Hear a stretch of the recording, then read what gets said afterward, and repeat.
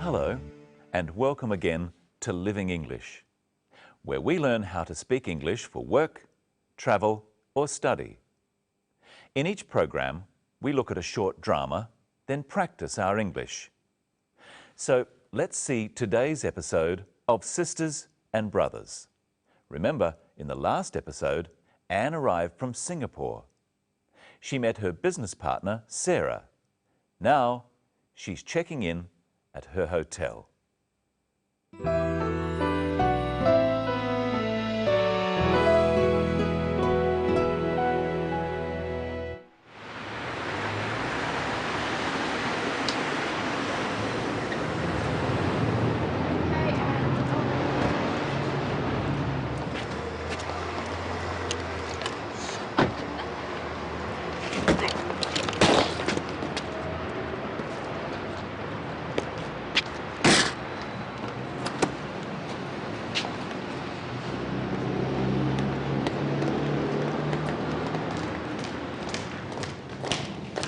Thank you very much for picking me up. You're very welcome. You'll be all right here? Thanks, I'll be fine. And thank you, Mark, for helping with my heavy bag. Oh, don't mention it. All right then. Nice to meet you finally. I'll ring you tomorrow. Nice to meet you too. Goodbye. Good morning. Would you like to check in? Yes, please. And your name? Anne Lee? Yes. Could you just fill this out, please? How long will you be staying? 2 weeks. Are you here on business? Mainly business. Will you need a hire car? No, thank you. And will you need a map of the city? Maybe later. And will you want a newspaper in the morning? No, thank you. Okay. And how will you be paying, Ms. Lee? Credit card. Thank you. There you go. And here's your key. That's room 309. Enjoy your stay, Ms. Lee. Thank you. I hope I will.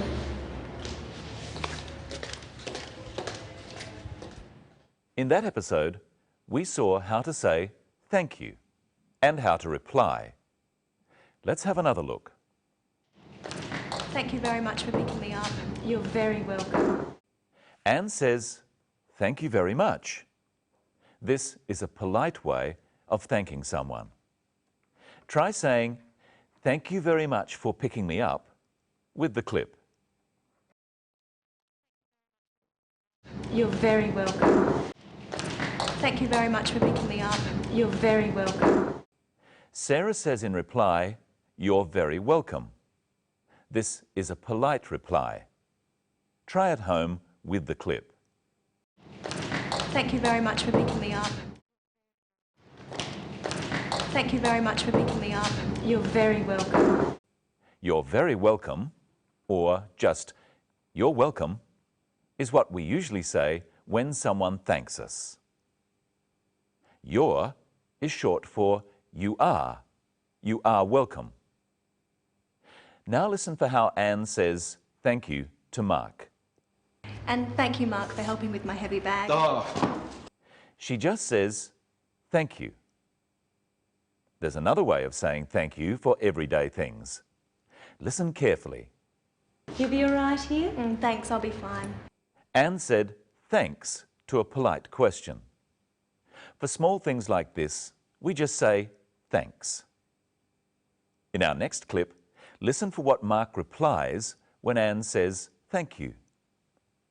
And thank you, Mark, for helping with my heavy bag. oh, don't mention it. Mark says, don't mention it.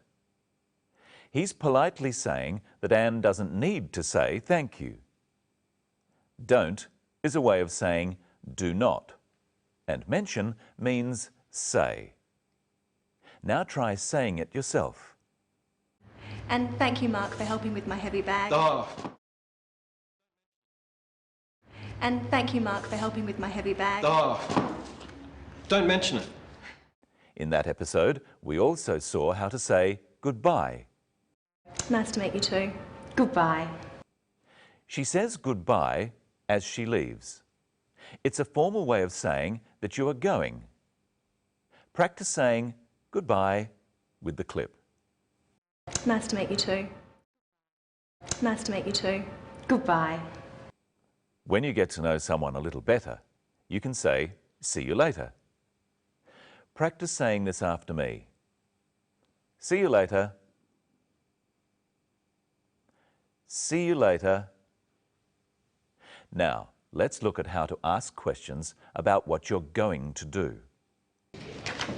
How long will you be staying? 2 weeks. How long will you be staying? We use the word will to ask about the future. Now listen to another question that uses will to ask about the future. Listen carefully. The hotel clerk speaks very fast. And will you want a newspaper in the morning? Here's another question from the clerk. And will you need a map of the city? And here's another one. Will you need a hire car? All these questions are about what Anne will do in the future. They ask about her plans. They ask about what she intends to do or what she is going to do.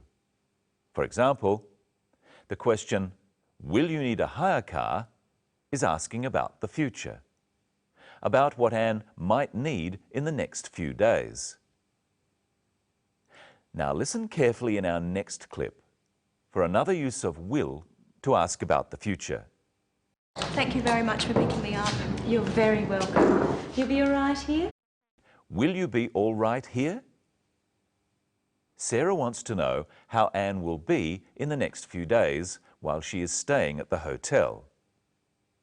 In the next clip, see how the word will is used when you are not asking a question. And here's your key. That's room 309. Enjoy your stay, Ms. Lee. Thank you. I hope I will. Anne replies, "I hope I will," to the clerk, telling her to enjoy her stay at the hotel. She hopes that in the future she will enjoy staying at the hotel. If you are not asking a question, you use the word will after words such as she. She will need a hire car. I will need a hire car. And you will need a hire car. These sorts of words, I, she, you, are called pronouns. We use will before pronouns in questions. So if I say, "Will you need a hire car?" it's a question. Listen to the difference. Will you need a hire car? You will need a hire car. Can you tell which one of these is a question? Will you enjoy your stay? Or, you will enjoy your stay. Will comes before you, so will you enjoy your stay is a question. It's asking about something in the future. When will comes after you are just saying what you think is going to happen. You will enjoy your stay. And here is Michelle. Hello, Michelle, how are you? I'm fine, thanks, Brenton. Hello, everyone. What will we talk about today? We'll talk about how to pay for things and more about the word will. Now, Brenton, you're going on a holiday to Fiji. I am? Let's pretend. I've brought some things here. Ask me if you'll need them, and you ask at home too, using will I need. Remember, it's hot in Fiji and there's lots of beaches. All right. Sunscreen. Will I need sunscreen? What do you think?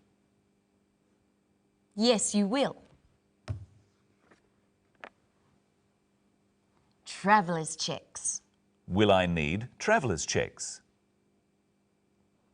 Yes, you will. Sunglasses. Will I need sunglasses? Yes, you will. Teddy bear. Will I need a teddy bear? No, you won't. I might. Now you answer the questions. Will he need sunscreen? Yes, he will. Will he need sunglasses? Yes, he will. Will he need a teddy bear? No, he won't. Oh. Now, let's look at the scene where Anne pays for her hotel room. How does she pay? And how will you be paying, Ms. Lee? Credit card. Anne pays by credit card. How else can you pay for things? Well, you can pay in cash. So we say you pay by credit card or in cash. How else can you pay? Well, you can often pay by EFTPOS.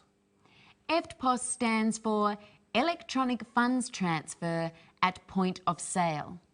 You use your ATM card for this. And you can pay by cheque. In America, it's spelled differently.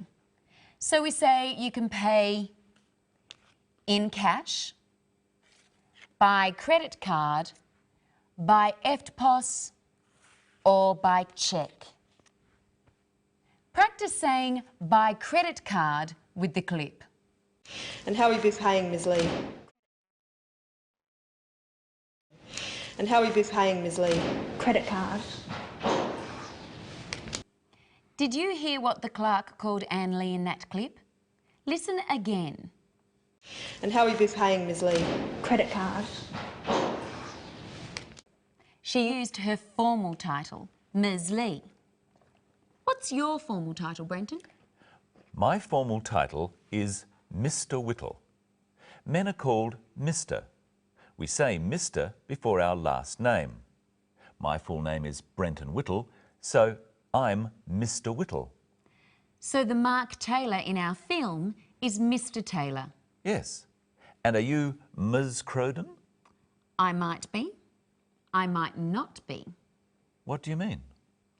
Women can be called Ms., Miss or Mrs. Well, they all sound like each other.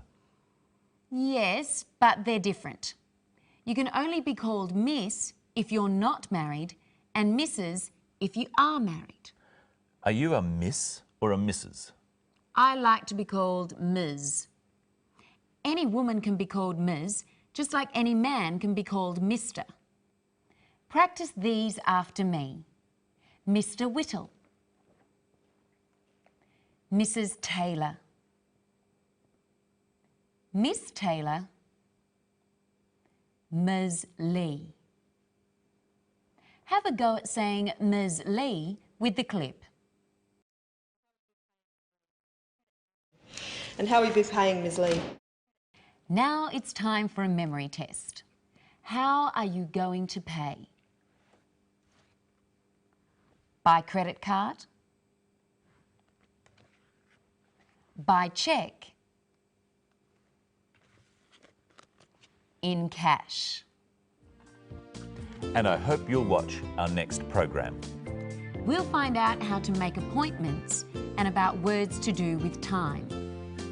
So until then, see you later.